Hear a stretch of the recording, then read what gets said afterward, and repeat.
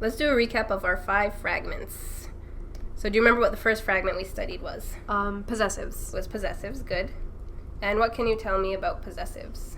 Possessive has a meaning of ownership, and there are 2 parts to a possessive fragment, an owner and an item. Good. And give me an example so it's not just theoretical. My cat. My cat, right? So that shows ownership. I have a cat. Mm-hmm. There was one more thing we looked at when we were studying possessives. Do you remember? Possessive chains. Good memory. Possessive chains, right? And what was a possessive chain? It's when you have a chain of ownership. Right, so example? My cat's bowl. My cat's bowl, right? I have a cat, and my cat has a bowl, Mm-hmm. right? So we have a chain of ownership. Good. What was our second fragment? Descriptive. Good, descriptive. And what can you tell me about descriptives? Descriptive is it's exactly what it sounds like, right? It's when you're describing something. Right, you have one word describing another word, right? Uh-huh. One word describing another word. And what was the grammar geeky way of saying that? A noun and an adjective. A noun and an adjective, or you can also think of it as a description and a described. A description and a described. An example of that would be? A loud cat. Right, a loud cat. So loud is describing the cat. Mm-hmm. And that's it. That's all there really is to descriptives. Third fragment. The third one. Pointers. Good. Pointers. And what was a pointer fragment? A pointer fragment is when you have a pointer word, which is this, that, these, and those, and a thing that you're pointing at.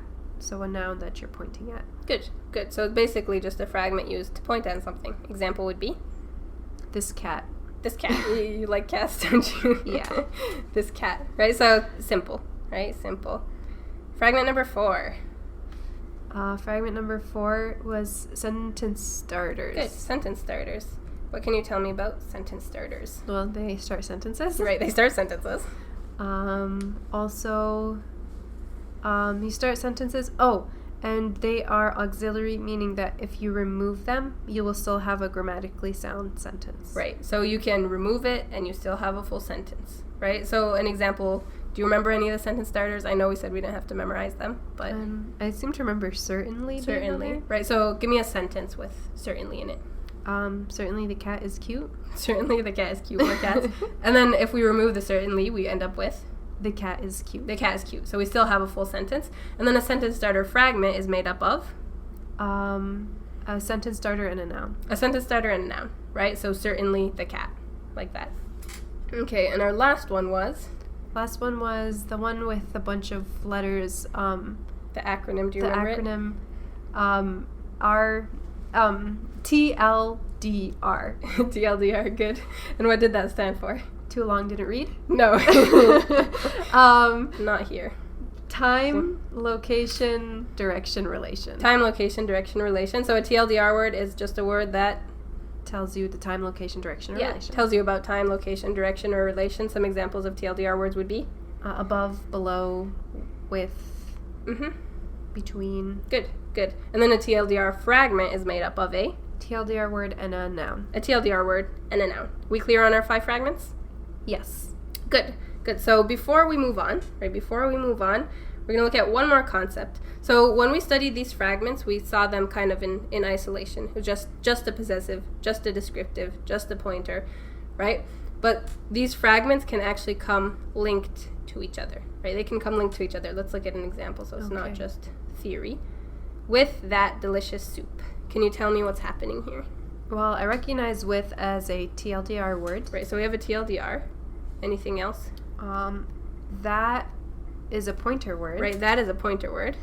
And delicious soup is descriptive. Good. It's a descriptive fragment because we have delicious describing soup. The soup. Right, so here we have a TLDR linked to a pointer linked to a descriptive fragment. Right, so we have a chain of 3 fragments linked to each other, and this is actually what we call a fragment chain. Okay. Right? It's what we call a fragment chain. So the fragments can happen by themselves. They can also come linked to each other, right? And it can come any order, any variation. Is that clear? So it's not a sentence?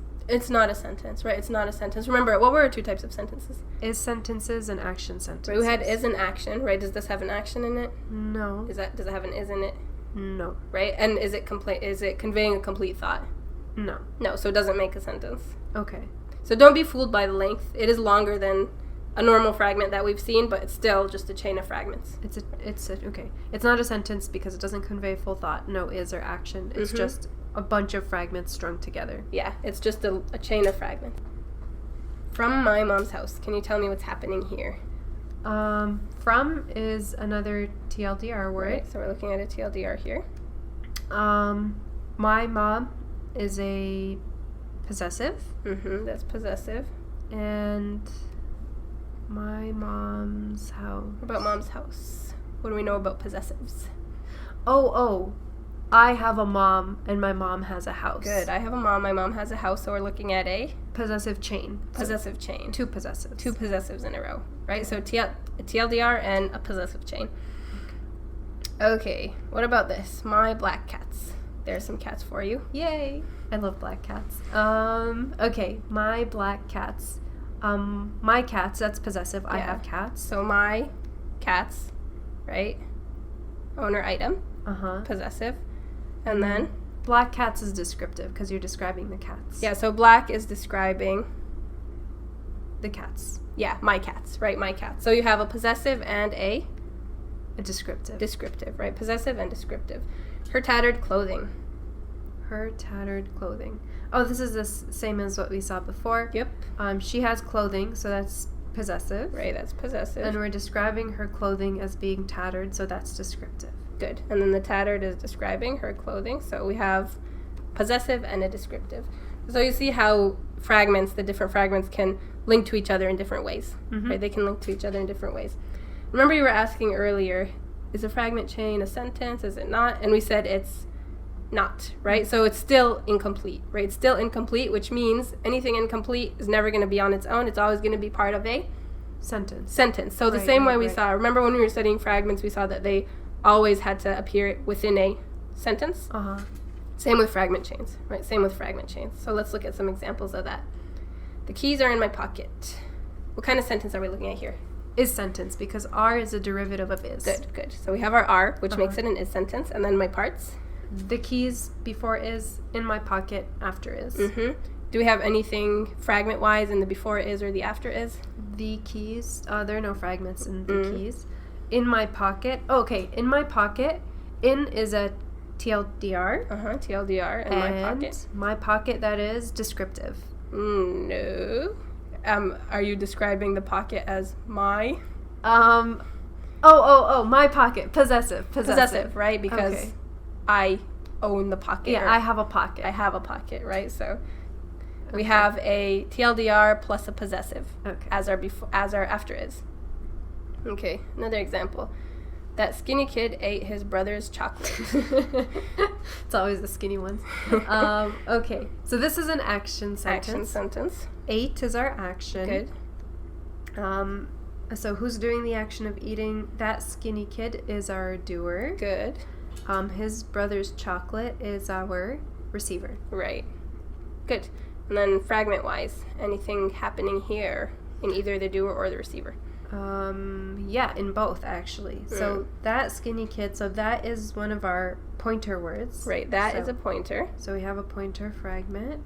And then skinny is describing the kid, so that's descriptive. Good. So we have a pointer linked to a descriptive in our doer, right, in our doer. What about a receiver? His brother's chocolate.